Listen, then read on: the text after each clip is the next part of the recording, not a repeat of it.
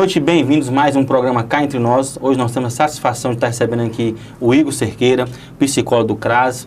Vamos trazer para nossos telespectadores, aqueles também que nos acompanham pelo Facebook, pelo YouTube, um assunto muito relevante que é o Setembro Amarelo, né, um mês de combate, né, e de prevenção da questão do suicídio, que está assolando muitas famílias brasileiras. Então, muito boa noite, bom tê-lo aqui conosco, é um prazer. E cá entre nós, né, quem é o Igor para a cidade, se é novo aqui, quem é o senhor para a cidade? Muito boa noite, saúdo a todos e agradeço o convite. Então, eu sou Igor Cerqueira, né, psicólogo, sou recém-chegado aqui na cidade de Nanuque, 1 ano e 8 meses que eu estou aqui, né, vi através... Não viu também, igual, eu tenho 11 meses que estou aqui na cidade, né? Ah, então... Somos novatos. Somos novatos. Então, eu entrei aqui a partir do processo seletivo, né, e iniciei aqui na Nanuque no CREAS, que é na proteção especializada, e logo em seguida eu fui para o CRAS, né, estou lá desde então. Sim. Lá em Feira de Santana, eu tive diversas atuações. Atuei em Hospital da Mulher, em setor de puérperas, né, de prematuros. Atuei em clínicas também, tudo em estágio, né, a título de estágios. Também estagiei em áreas jurídicas. E esses momentos, né, de estágio foi muito importante para o meu crescimento profissional. Sim. E eu levo todo aquele aprendizado que eu tive lá hoje na atuação aqui no NUC também, né? Não tiro nada do que aprendi lá, trago tudo para cá também. Muito bom. Tenho um TCC, né, especialização, terapia cognitivo-comportamental, que é a terapia indicada para pessoas que venham a ser suicidas, a ter ideações suicidas, né? Esse é a linha abordagem de tratamento, então eu tenho essa especialização. Sim, sim. Também eu pretendo iniciar outras, né, a partir quando terminar essa. E é isso. Dentro dessa sua área, né? Dentro da psicologia, né? Dentro da minha formação. Sim. E a partir enquanto eu estiver caminhando aqui, enquanto eu estiver atuando aqui nessa área, nesse sentido de proteção à pessoa, de proteção, seja básica, seja especializada, no que for, eu vou sim me especializar e crescer cada vez mais. Isso, com certeza. Sim, nós estamos nesse mês de Setembro Amarelo, embora exista muitas informações, né, sobre esse mês, sobre esse trabalho de prevenção, mas cá entre nós, para os nossos, né, telespectadores, o que é o Setembro Amarelo, como surgiu? Então, o Setembro Amarelo, ele surgiu no ano de 1994 nos Estados Unidos. Como todas as outras campanhas, alguém, infelizmente, teve que sofrer na pele para que alguém pudesse dar um pontapé inicial para uma campanha. Existem diversas campanhas. Setembro Amarelo, que é a campanha de prevenção e valorização à vida. A gente, quando fala em suicídio, a gente tende a ficar um pouco mais recluso, sabe? Sim. Não quero falar sobre isso, que eu posso influenciar, que eu posso provavelmente induzir uma pessoa ao erro. Então, por isso, falar de suicídio é muito difícil. No Brasil, essa campanha demorou um pouco de chegar. Só apenas em 2015 que iniciou essa campanha aqui. Mas por que só em 2015? Porque 2015 foi quando iniciou os sinais alarmantes, gritantes. O índice de pessoas que cometeram suicídio a partir desse ano subiu demais. Então o CFM, que é o Conselho Federal de Medicina, e o Conselho de Psiquiatria avaliaram essas possibilidades junto com o Serviço de Valorização à Vida, que já vou falar também sobre isso. Os três se uniram e conseguiram implementar essa campanha aqui no Brasil, mas só apenas em 2015. Sim, nossa, nós perdemos um tempo aí, quantos anos? De 94 para 2015, né? Isso. Muitos anos. A gente vê muito, assim, comentários, no ano passado, por exemplo, eu até atuei, né, como ministro religioso em um funeral, né, um velório, de um jovem que cometeu suicídio. E nesse mês, né, houve alguns também. E aí a gente ouviu falar na mídia, nos bastidores, as conversas, que a campanha talvez pode servir até como start para aquela pessoa cometer. Será que é isso mesmo? O que o senhor pode dizer sobre isso como profissional? Que se realmente temos que continuar a campanha, se é importante essa campanha, ou se de fato, né, essas falas são verdadeiras, que aumenta, né, que funciona como start. A pessoa, tipo assim, vê a campanha, vê falando suicídio, quer se matar. É assim ou não? O que o senhor pode dizer sobre isso? O que acontece? Televisualmente falando, o jornal e televisão, elas não redacionam esse tipo de campanha. Uhum. Por quê? Além do tabu, Sim. além do medo de falar sobre o assunto, é exatamente isso, é a influência. As pessoas não falam sobre isso, as pessoas não mostram sobre isso, justamente pelo medo de suicidas virem a cometer, a chegar ao ato. Ou seja, vejamos o seguinte, uma pessoa que comete suicídio e é eficiente, o jornalista ele vai redacionar e vai dizer como foi, o que aconteceu, o que ele fez, que dia foi, que hora foi.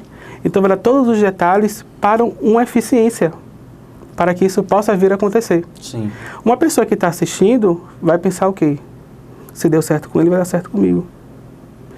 Então não é televisionado esse tipo de campanha, não é passado na mídia pública justamente por esse medo.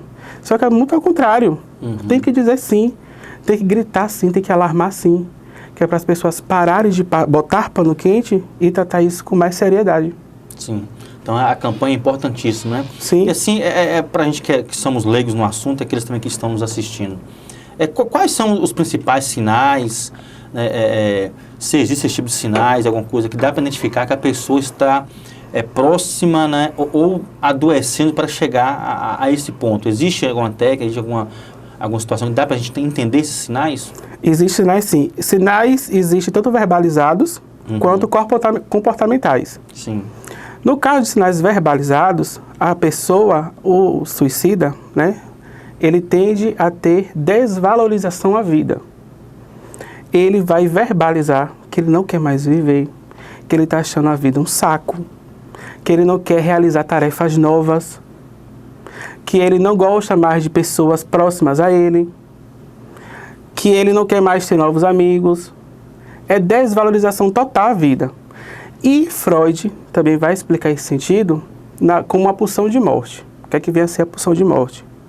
São atos que pessoas que nem sabem que são suicidas cometem contra a própria vida.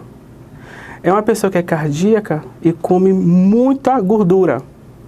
É uma pessoa que não sabe dirigir e pega uma rodovia em alta velocidade. Isso é a pulsão de morte. São pessoas que não sabem que são suicidas, que cometem esse tipo de atos, que tentam contra a própria vida. Sim. Esses são os comportamentos verbalizados. Tem aqueles também que não são verbalizados, que geralmente é a irritabilidade, é uma pessoa que não consegue se acalmar, que está sempre gritando com os outros, sabe? Que está sempre em estado assim, de nervos muito aflorados. Também tem aquelas que se prostam, não tem ânimo para fazer absolutamente nada, e chora o tempo todo. Esses são os comportamentais. Então, é muito preciso que esteja atento a esses comportamentos, né? Tanto verbal quanto comportamental. A gente vê muito falar a questão que talvez pode até ser mito, né? A gente vê as pessoas comentarem que a pessoa que fala não vai fazer. Não sei se o senhor já ouviu isso, né? Já chegou, né, ao conhecimento do senhor como psicólogo, né, na área. Mas quem fala não faz. Então isso é um mito, né? É totalmente um mito. Não existe isso de quem fala não faz. Quem fala é quem mais faz. Sim. Se a pessoa fala, se a pessoa busca ajuda, não é simplesmente porque quer chamar a atenção. É porque realmente ela está gritando por ajuda.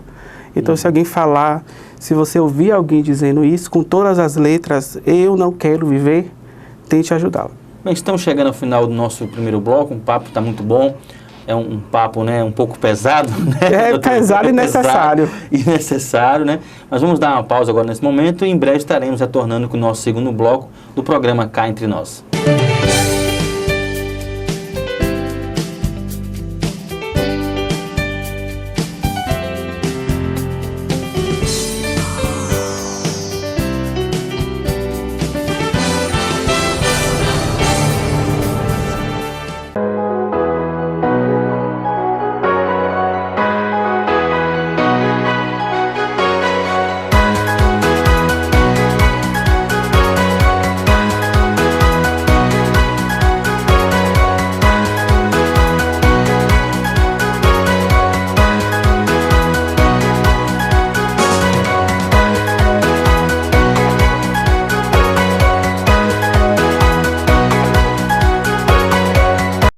Laboratório Segóvia, 30 anos de experiências em análises clínicas e ainda vacinas para todas as idades, protegendo você e sua família de doenças causadas por vírus e bactérias. O Segovia tem a certificação ouro de qualidade, preparados para oferecer atendimento humanizado e personalizado. O Laboratório Segovia fica na Rua Caxambu, no centro de Nanuque. Visite o site www.labsegovia.com.br. Você pode ir ao laboratório ou agendar seu atendimento em casa. Ligue 339-9806-1696. Laboratório Segovia. Qualidade nos exames, confiança nos resultados.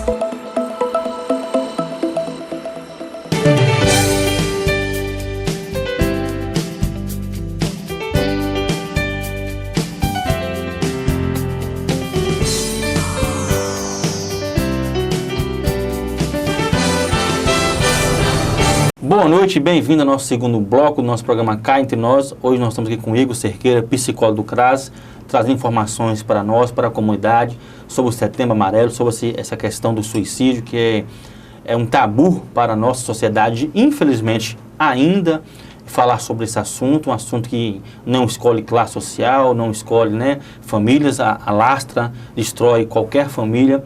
Então, Igor, mais uma vez, muito obrigado por atender o nosso convite para estar aqui, trazendo para a sociedade, isso é muito importante.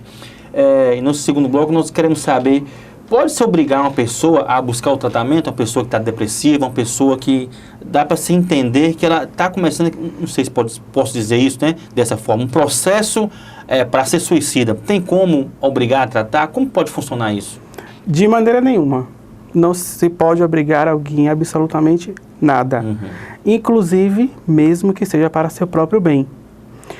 Essa avaliação, essa percepção, ela vem do outro, sabe? O outro é que está enxergando que você não está bem. Qual é a obrigação dessa pessoa? É fazer esta pessoa enxergar a mesma coisa. Olha, fulana, eu estou percebendo que você se comportava assim e hoje você se comporta assim. Você acha isso correto? Você acha que isso está certo? Você está se sentindo bem se comportando dessa maneira? É fazer outra pessoa enxergar como era, como está e como é que vai ser esse tratamento. Se a pessoa não tiver traquejo para ensinar, para mostrar, pode procurar um profissional, pode procurar uma ajuda.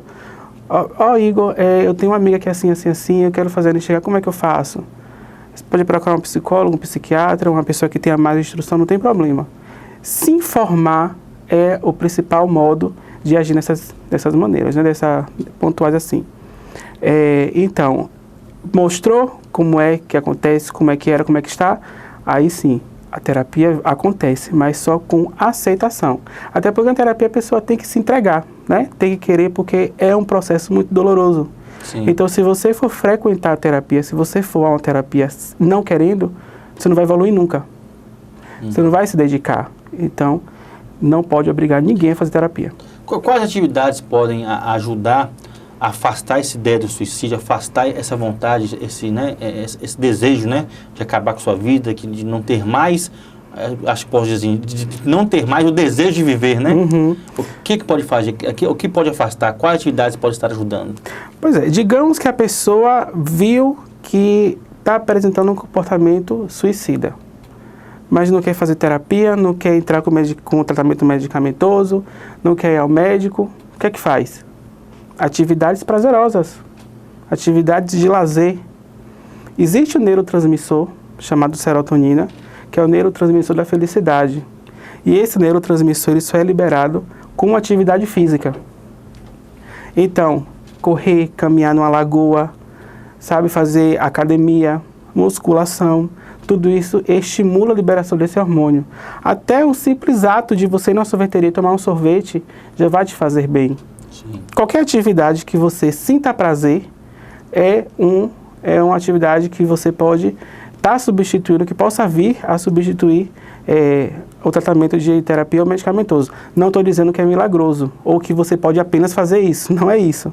Mas em um momento de recusão, de eu não quero fazer isso, não estou afim de ir para o médico, essa seria uma saída bacana. Sim, praticar esporte, né? Uhum. Aproveitando esse gancho aqui, vamos sugar um pouquinho do senhor, né? Aproveitando que o doutor já está conosco aqui, Como nós estamos percebendo, já havia antes, essa questão de adolescentes jovens estar se mutilando, cortando. E hoje a gente percebe, pós-pandemia, ao retorno para as aulas, parece-me, ouvindo alguns comentários de algumas professoras, né, que a gente atende como ministro religioso, que isso aumentou um pouco. Ainda não sei se está documentado. Mas essa questão desses adolescentes que estão retornando aí, que estão tendo essas práticas de automutilação, é preocupante para uma situação de um possível suicídio?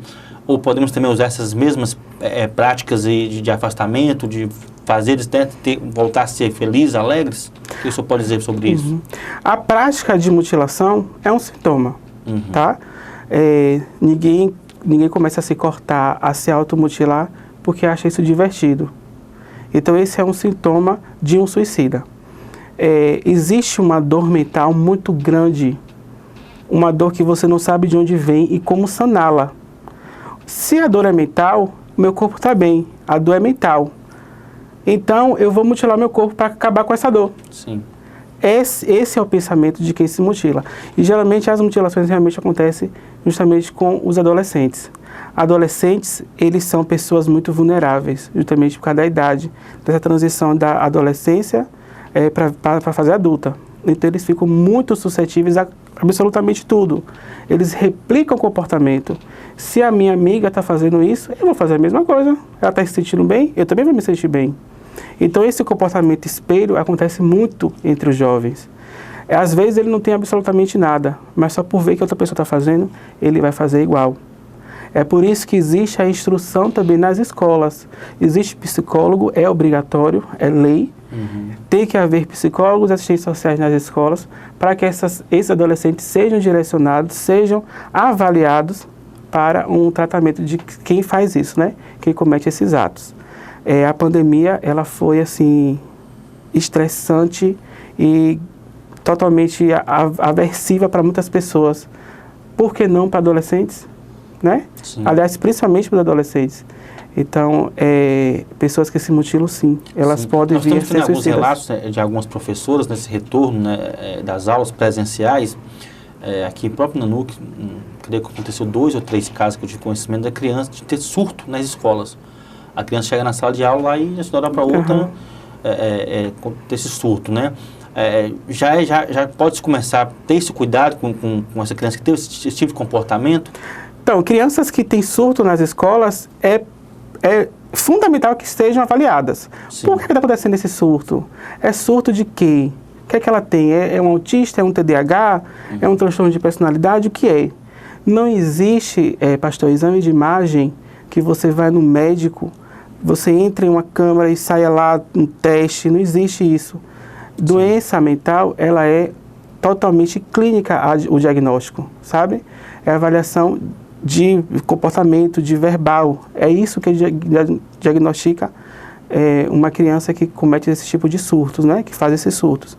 Sim. Então, não é simplesmente ela está aqui, surtou e vou cuidar. Não, tem que ter uma avaliação. Tem que descobrir o que é que está acontecendo, o que é que aquela criança tem, como é a família, como essa criança é tratada em casa, como é o cuidado dela, como a mãe cuida, como o pai cuida. Será que essa criança é cuidada? Sim, precisa olhar mais de perto, né? Isso, aproveitando também, nós temos alguns dados preocupantes, né? Que cerca de 1.200 idosos cometem suicídio por ano, entre todos os anos, né? 2010 a 2021 houve um aumento muito grande de 24%. Também a população entre 10 a 19 anos, né? Porque essas pessoas estão mais vulneráveis, né? Na situação, idosos e jovens. Então, a senescência é um problema. Envelhecer é um problema. É a lei da vida, mas ninguém está preparado para envelhecer. Ninguém quer envelhecer. Aliás, tem gente que quer envelhecer porque vive mais. Mas só que a ideia de envelhecer é muito pesada, sabe? Aí acarreta vários sentidos. Aí eu vou dar trabalho à minha filha, eu vou dar trabalho à parente, meus filhos vão me deixar no asilo, eu vou ficar lá sozinho. Paira vários problemas, né? Que atrelam a idade. Então, envelhecer e o jovem, o adolescente, são os públicos prioritários para ter esse olhar mais voltado de cuidado. Volto a repetir, a pandemia foi um problema para todos, mas para o jovem, para o adolescente, para o idoso foi mais, principalmente para o idoso, que era um público agravante, né? Um público Sim. que se fosse contagiado, provavelmente poderia vir a óbito. Então eles Era um grupo de risco, né? Grupo de risco, então eles ficaram extremamente enclausurados mesmo. Tá muito bom o nosso papo, mesmo sendo um papo pesado, mas importantíssimo, né, para os nossos ouvintes. Estamos chegando ao final do nosso segundo bloco, daqui a pouco retornaremos com o nosso terceiro bloco e final.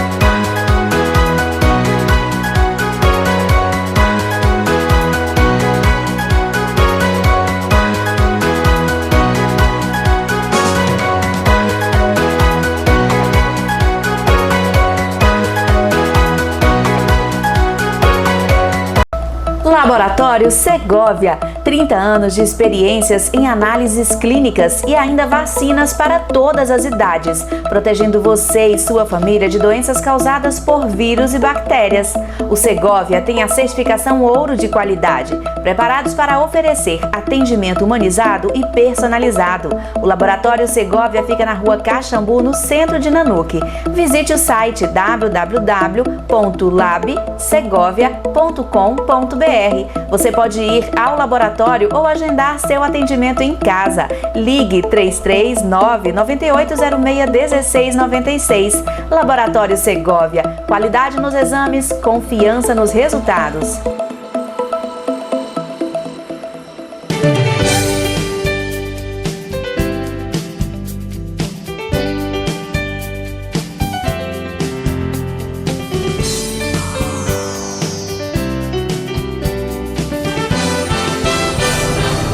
Boa noite, bem-vindos ao nosso terceiro bloco do programa Cá Entre Nós, bloco final. Hoje estamos aqui com Igor Cerqueira, psicólogo do CRAS. Está trazendo para nós esta noite um assunto muito pertinente, que é o Setembro Amarelo, que trata, né, da situação de suicídio, da prevenção e demais situações. E nesse último e terceiro bloco nós vamos estar finalizando. Eu quero perguntar para o Igor, o suicídio ainda é um tabu para a nossa sociedade? Sim, o suicídio infelizmente é o tabu. Não se fala mais de suicídio. Se falam apenas quando um parente próximo, um amigo, venha cometer esse ato, né? Mas não se fala em questão de prevenção, não se falam com questão de alerta, né? De socorro, não se falam. Então é um tabu sim, e esse tabu tem que ser quebrado, esse tabu precisa ser retirado totalmente da sociedade, porque falar de suicídio, falar de pessoas que cometem suicídio, que venham a tentar cometer o suicídio, é um pedido de socorro, é um pedido de ajuda que essas pessoas fazem. Então tem que se falar sim. Sim. Como ajudar? O que fazer para uma pessoa que a gente percebe, né? Mesmo uma pessoa sendo leiga nesse assunto, para ajudar uma pessoa que está vendo, a gente tem uma certa noção que pode ser um suicídio. O que fazer, como fazer, né? Então, como ajudar? Então, como ajudar?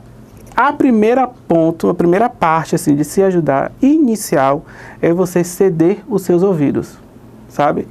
É você doar os seus ouvidos. Mas não no sentido de você simplesmente saber e deixar para lá. Você doa os seus ouvidos, você doa a sua capacidade de ouvir para ajudar, não a título de fofoca, não é a título de só que eu quero saber o que está acontecendo, não. É pedir ajuda para você ouvir, para ajudar aquela pessoa. Se você não tem capacidade, se você não tem discernimento para lidar naquela situação, aí você vai buscar a ajuda do profissional. Ou também de outra pessoa que você acha que tem a capacidade de ajudar aquela pessoa. Esse é o ponto principal, é ouvir e estender a mão. Sim.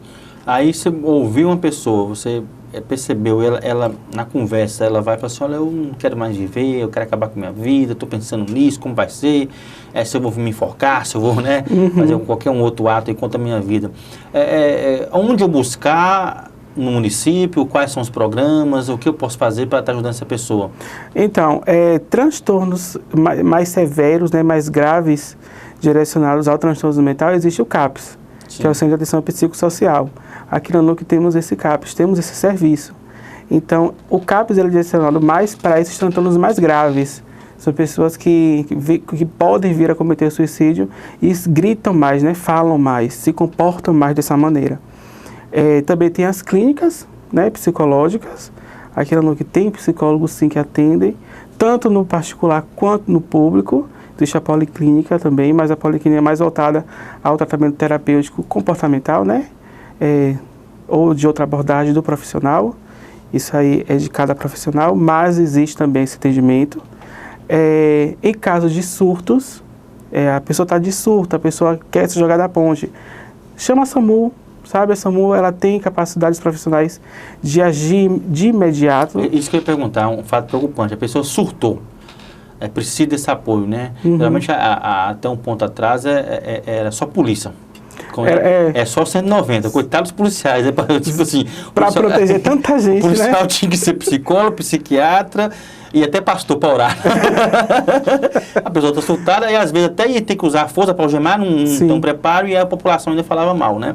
Então hoje, a situação, uma pessoa surta, o que fazer? SAMU? SAMU. Sim. Infelizmente, quando a gente aciona esse tipo de serviço, não é imediato, né? Sim.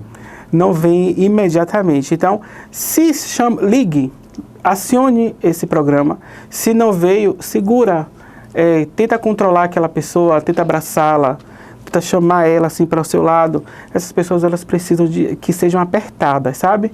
Esse é muito característico de pessoas autistas. As pessoas que estão em surto, elas gostam muito de ser abraçadas. Então, faça isso, veja que aquela pessoa está sendo protegida. Acalente ela até chegar a ajuda profissional. Quando a ajuda profissional chegar, eles vão intervir de maneira mais direcionada, mais pontual, e vão encaminhar esses pacientes, né, essas pessoas ao HPS, que é o hospital, ou a outro ambiente que esteja preparado para receber esse tipo de paciente, né, e intervir com a medicação para eles ficarem mais calmos, sabe? Sim. Nesse caso aí, quando a pessoa surta, geralmente quando é um surto na casa ou em algum ambiente, que não está com nada na mão, faca, né, algum tipo de arma, inicialmente o SAMU. Inicialmente o SAMU. Porque a gente vê também que a situação, a pessoa surta na rua, pega faca, pega pedaço de pau, pega aquilo, aí a gente tem que acionar a polícia, né? Isso, essas pessoas são transtornos severos, sim. Que elas agridem tanto si contra o outro, né? Agridem a todas as pessoas que estão ao seu redor. Então elas precisam ser contidas imediatamente. E esse serviço quem faz é os profissionais de saúde que estão no SAMU. Então, o jovem é atingido, digamos assim, atingido por todos os mísseis possíveis, né? De todos os lados. Todos os lados. Então tem que ficar muito de olho, atentos, né? 24 horas atentos aos jovens. Para absolutamente tudo que eles vierem a questionar, tudo que eles vierem a falar. Sim, muito importante. Então os pais aí fiquem atentos, né, os pais que estão nos assistindo, fiquem atentos com as atitudes dos seus filhos nas suas casas, né? Atitudes na escola, no comportamento em geral. Isso. Ficar atentos a qualquer coisa, procurar, né, a equipe social do município, CRAS, né, CREAS, CAPES, tem toda essa rede aí. Estamos chegando ao final de mais um programa Cá Entre Nós. Aproveitar aqui o Dr. Igor. Se eu pudesse agora, nesses minutos finais, trazer uma mensagem, né, para a sociedade, nesse tema que é importantíssimo, né, para estar finalizando o nosso programa Cá Entre Nós nessa noite. Então, a mensagem que eu tenho para dizer é: seja gentil, sabe? Muita gente trava uma batalha inacreditável por dia. Todo mundo trava uma batalha inacreditável por dia. Então, se você quiser conhecê-lo, se você quiser ajudá-lo, basta olhar. Sim. Amém. Como dizer amém, né? Amém. Eu brinco com os nossos telespectadores, porque eu estou aqui como apresentador, né, mas sou pastor. Sim. Então, algumas vezes solta alguma coisinha, não tem jeito. Sem problemas. É o meu dia a dia, mas agradeço aqui essa oportunidade que a TV está me dando em apresentar esse programa, está aqui trazendo pessoas da sociedade, pessoas importantes, né, para o desenvolvimento da cidade, não só econômica. Às vezes nós olhamos muito a questão econômica, né, esquecemos que se não estiver bem, se a pessoa não está bem consigo mesmo, não consegue produzir nada. Então, com se a pessoa está bem, vai produzir uma cidade em todas essas áreas. Então, muito obrigado, né, Dr. Igor Cerqueira, por esse carinho de estar aqui nessa noite conosco, Certamente nós teremos mais programas, né? Sim. Porque são assuntos muito importantes, ainda mais esse assunto ainda para esse momento que nós vivemos. Então, certamente nós estaremos com o senhor aqui mais algumas vezes, conversando com a população, esclarecendo, trazendo informações para vocês que nos assistem, a importância de olhar esse outro, de ter carinho, de ter essa sensibilidade, né? Com a dor ter essa empatia com a dor do outro. E talvez se nós tivéssemos mais isso no nosso coração, os números poderiam ser reduzidos, né? Seria menores. Identificar o outro, olha, fulano está passando por isso, né? O que está acontecendo? Você precisa de ajuda? Mas, infelizmente, a sociedade só aponta, né? Só critica, né? Isso. Inclusive, em nome dos profissionais da psicologia, eu quero agradecer a você por ter aberto esse espaço aqui, né? Há um profissional da psicologia que vem aqui falar sobre esse tema, que é um tema que não é televisionado, é um tema que não é falado. Então, se esse momento está acontecendo, é louvável. Vamos fazer acontecer mais vezes. Estou disponível, sim. Pode me chamar quando quiser, que eu vou vir, sim, com certeza. Tá bom, muito obrigado. Imagina. Muito boa noite a todos os nossos telespectadores. Que Deus possa abençoar a vocês e que nossa cidade possa cada vez mais ser uma cidade melhor e que Deus possa nos abençoar. Até o próximo programa cá entre nós.